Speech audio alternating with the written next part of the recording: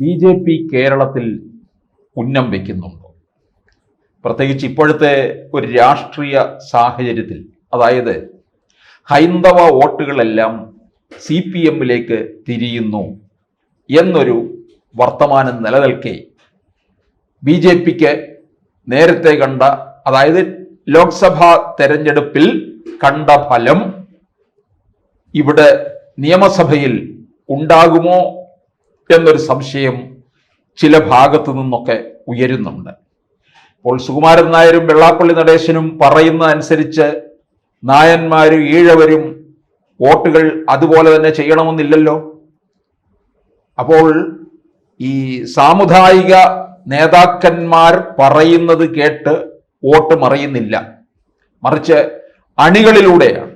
ആ പഴയ കാലം മാറി എന്നുള്ളതാണ്. അതുകൊണ്ട് തന്നെയാണ് BJP-ക്ക് വലിയ വിശ്വാസവും ഉള്ളത്. കാരണം ഈ ലോക്സഭാ തെരഞ്ഞെടുപ്പിൽ എത്രത്തോളം ഇടങ്ങളിൽ ഒന്നാം സ്ഥാനത്ത് വന്നിട്ടുണ്ട്. ആ ഒന്നാം സ്ഥാനത്ത് വന്നതിനെ എല്ലാം തന്നെ നിയമസഭയിലും എത്തിക്കണമെന്നാണ് BJP-യുടെ കണക്കുകൂട്ടൽ. രണ്ടാം സ്ഥാനത്ത് വന്നത് 9 ഇടമാണ്. അത് ഒന്നാം സ്ഥാനവുമായിട്ട് വലിയ അന്തരമില്ല. അതിനെയും എത്തിക്കാനുള്ള കഠിന പ്രയത്നം വേണം എന്നുള്ള രീതിയിലാണ് രാജീവ് ചന്ദ്രശേഖറിന്റെ ടീം പ്രവർത്തിച്ചു കൊണ്ടിരിക്കുന്നത്. അങ്ങനെ വരുമ്പോൾ 20 മണ്ഡലങ്ങളാണ്. 20 മണ്ഡലങ്ങൾ നേടുക എന്ന് പറഞ്ഞു കഴിഞ്ഞാൽ കേരളത്തിൽ അതിശക്തമായിട്ടുള്ള മുന്നേറ്റം BJP തുടങ്ങിക്കഴിഞ്ഞു എന്നാണ് അതിന്റെ സാരം. 20 എണ്ണം വേണ്ട, 5 എണ്ണം ഉണ്ടായാൽ പോലും അതിശക്തമായ മുന്നേറ്റം BJP തുടങ്ങിക്കഴിഞ്ഞു എന്ന് കരുതണം. അത് 2031-ലേക്കുള്ള ഒരു പ്രയാണമാണ് ആരംഭിച്ചിരിക്കുന്നത് എന്ന് വേണം കരുതാൻ. അപ്പോൾ ഇവിടെ ഏറ്റവും പ്രധാനമായിട്ട് ഇവർ ഉന്നം വയ്ക്കുന്നത് നേമത്ത് നിന്ന് തന്നെയാണ് തുടങ്ങുന്നത്. കിട്ടിയ മണ്ഡലത്തിൽ നിന്ന് തന്നെ പൊരുതാൻ തീർച്ചപ്പെടുത്തിയിരിക്കുകയാണ്.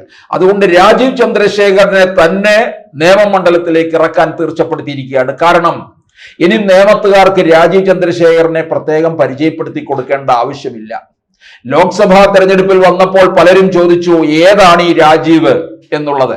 രാജീവിന്റെ വിഷൻ അവർക്ക് മനസ്സിലാകുന്നില്ല. പക്ഷേ ദിവസങ്ങൾ അങ്ങോട്ട് മാറിക്കഴിയുമ്പോൾ രാജീവ് ചന്ദ്രശേഖറിൽ നിന്ന് എന്ത് കേന്ദ്രം വഴി കേരളത്തിന് കിട്ടും, തിരുവനന്തപുരത്തിന് കിട്ടും എന്ന് പലരും മനസ്സിലാക്കാൻ തുടങ്ങി. പക്ഷെ മനസ്സിലാക്കിയത് അല്പം വൈകിയാണ് എന്ന് മാത്രമേ ഉള്ളൂ. അതുകൊണ്ട് രാജീവ് ചന്ദ്രശേഖറിന് നേമത്തിനും പ്രത്യേക ഒരു ഇൻട്രൊഡക്ഷൻ ആവശ്യമില്ല. രാജീവ് ചന്ദ്രശേഖറിനോടൊപ്പം ഒരുപക്ഷെ എതിരിടാനായിട്ട് നിൽക്കുന്നത് ശിവൻകുട്ടിയാണെന്നുണ്ടെങ്കിൽ മത്സരം വേറൊരു തലത്തിലേക്ക് മാറും. കാരണം ശിവൻകുട്ടി ഇപ്പോൾ വിദ്യാഭ്യാസ വകുപ്പ് മന്ത്രി.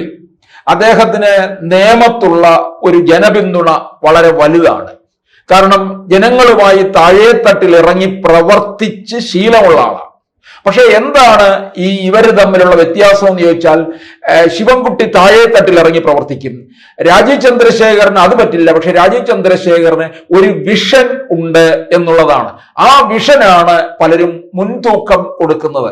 അതുകൊണ്ട് ഈ തിരുവനന്തപുരം കോർപ്പറേഷനിലെ നേമത്തുള്ള പല വാർഡുകളും BJP-യുടെ കൈകളിൽ തന്നെയാണ്. RSS-ന് ധാരാളം ശാഖകളുള്ള ഒരു നിയമസഭാ മണ്ഡലമാണ് നേമം.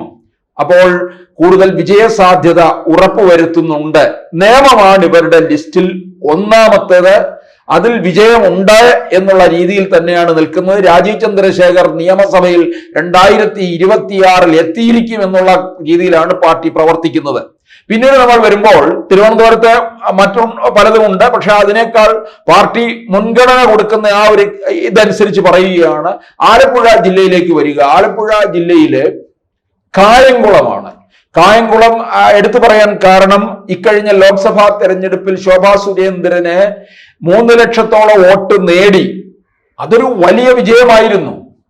അങ്ങനെ ആലപ്പുഴ A ക്ലാസ് പാർലമെന്റ് മണ്ഡലമായി മാറുകയാണ് ചെയ്തത്. തുടക്കത്തിൽ അതിൽ ഉണ്ടായിരുന്നില്ല. പിന്നെ ശോഭാ സുരേന്ദ്രൻ എവിടെ ചെന്ന് നിൽക്കുന്നു അവിടം പാർട്ടിക്ക് വളക്കൂറുള്ള ഒരിടമായിട്ട് മാറ്റാൻ ശോഭയ്ക്ക് കഴിയുന്നു എന്നുള്ളതാണ്. പക്ഷെ പിന്നെ അടുത്ത തെരഞ്ഞെടുപ്പിൽ ശോഭാ സുരേന്ദ്രൻ വേറൊരിടത്തേക്കാണ് പാർട്ടി വിടുക. അതാണ് BJP-ക്ക് ഉണ്ടാകുന്ന കുഴപ്പം. അല്ലായിരുന്നുവെങ്കിൽ ഇതിനു മുന്നേ പാർലമെന്റിൽ ശോഭാ സുരേന്ദ്രൻ എത്തിയതിനെ ആറ്റിങ്ങളിൽ കൊണ്ടുവന്ന് നിർത്തി 2,48,000 വോട്ട് പിടിച്ചു. അതിനുശേഷം വീണ്ടും മാറ്റി. ഇതാണ് പാർട്ടിക്ക് ഉണ്ടാകുന്ന കുഴപ്പം. ഇപ്പോൾ പാലക്കാട് തന്നെ നോക്ക്. പാലക്കാടിന്റെ വിജയിക്കാത്തതിന്റെ കാര്യം എന്താ? അവിടുത്തെ പടലപ്പിണക്കമാണ്. അവിടെ മെട്രോമാൻ ഷാഫി പറമ്പിലുമായിട്ട് ഏറ്റുമുട്ടി. 3000 വോട്ടിന് മാത്രമേ ഷാഫി വിജയിച്ചുള്ളൂ. മെട്രോമാന് കിട്ടിയ അംഗീകാരം എന്ന് പറയുന്നത് വളരെ വലുതല്ലായിരുന്നു. അവിടെ 2016 ശോഭാ സുരേന്ദ്രൻ മത്സരിച്ചതാണ്. പി കെ കൃഷ്ണദാസ് ആയിരുന്നു CPM സ്ഥാനാർത്ഥി. അപ്പോൾ ഓരോ തവണയായിട്ട് ശോഭാ സുരേന്ദ്രൻ 16 മത്സരിക്കുമ്പോൾ 2011 വോട്ട് വിഹിതം 16 കൂട്ടി.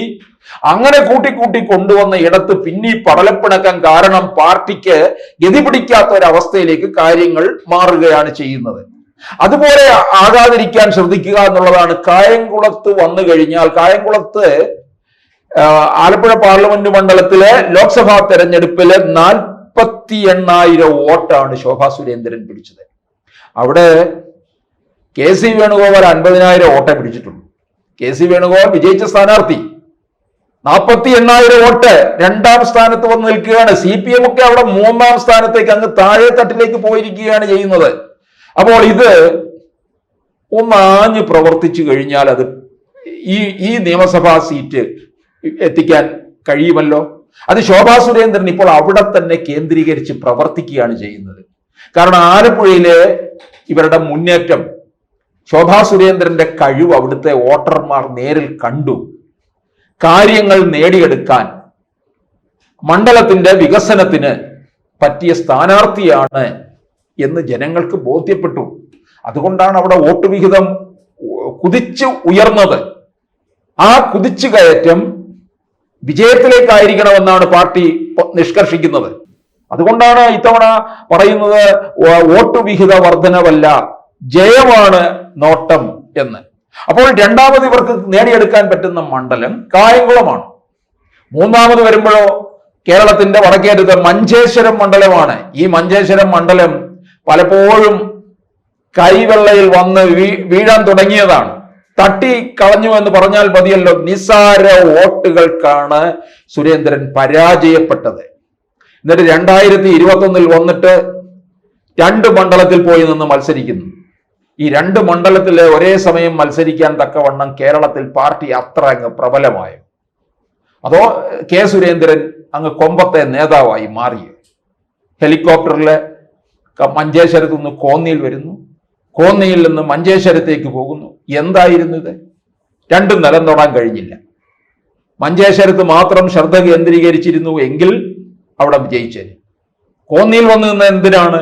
ശബരിമല യുവതീ പ്രവേശ വിഷയം കഴിഞ്ഞിട്ടുള്ള നിയമസഭാ തെരഞ്ഞെടുപ്പാണല്ലോ. ആ ഒരു ശബരിമലയുടെ പേരിൽ തനിക്ക് വോട്ട് കിട്ടും എന്നുള്ള രീതിയിലാണ് അവിടെ കോന്നിയിൽ പോയി നിന്ന് മത്സരിച്ചത്. അപ്പൊ ഒരിടത്ത് ശ്രദ്ധ കേന്ദ്രീകരിക്കാതെ നിന്നത് കൊണ്ട് അവിടെ 2ഇടത്തും പരാജയം ഏറ്റുവാങ്ങി എന്നുള്ളതാണ്. ഇല്ലെന്നുണ്ടെങ്കിൽ കെ സുരേന്ദ്രന് വളരെ നേരത്തെ തന്നെ നിയമസഭയിൽ എത്താൻ കഴിയുമായിരുന്നു. പിന്നെ നമ്മൾ തിരിച്ച് തിരുവനന്തപുരത്തേക്ക് തന്നെ വന്നു കഴിഞ്ഞാൽ, തിരുവനന്തപുരം തൃശ്ശൂരിനേക്കാൾ മുന്നേ പാർലമെന്റിൽ എത്തിക്കേണ്ട ഒരു മണ്ഡലമായിരുന്നു തിരുവനന്തപുരം. ചില കാരണങ്ങളാൽ അത് കിട്ടാതെ പോകുകയാണ് അവസാന നിമിഷത്തിൽ. നമുക്കറിയാം, ഇക്കുറി ശശി തരൂരിന്റെ ഭൂരിപക്ഷം വന്നിട്ട് 15,000 തീരദേശത്തെ വോട്ട് രാജീവ് ചന്ദ്രശേഖറിന് കിട്ടിയില്ല എന്നുള്ളതാണ്. പ്രത്യേകിച്ച് 3 മണ്ഡലങ്ങളിലെയാണ്. പാറശാല, നെയ്യാറ്റിൻകര, കോവളം മണ്ഡലങ്ങളിലെ വോട്ടാണ് നഷ്ടപ്പെട്ടിട്ടുള്ളത്. സിറ്റി കേന്ദ്രീകൃതമായിട്ടുള്ള മണ്ഡലങ്ങളിലെ വോട്ട് BJPക്ക് അനുകൂലമായിട്ട് തന്നെയാണ് വന്നിട്ടുള്ളത്. അത് ഇവിടെ ഇപ്പോൾ പ്രധാനമായിട്ടും വട്ടിയൂർക്കാവ്, കഴക്കൂട്ടം, കാട്ടാക്കട എന്നീ മണ്ഡലങ്ങളും BJPക്ക് നോട്ടമുള്ള മണ്ഡലമാണ്. നോട്ടം എന്ന് പറഞ്ഞാൽ വിജയത്തിലേക്ക് എത്തിക്കുക എന്നുള്ളതാണ്. വട്ടിയൂർക്കാവ് മണ്ഡലത്തിൽ ഈ നടൻ കൃഷ്ണകുമാർ ഇറങ്ങി പ്രവർത്തനം തന്നെ തുടങ്ങിയിരിക്കുകയാണ്. മണ്ഡലം എങ്ങനെയും നേടിയെടുക്കും എന്നുള്ളത്. അവിടെ CPMനെ 3ാം സ്ഥാനത്ത് വരെ നിർത്തിയിട്ടുണ്ട്. 2016 അന്ന് TN സീമയായിരുന്നു മത്സരിച്ചത്.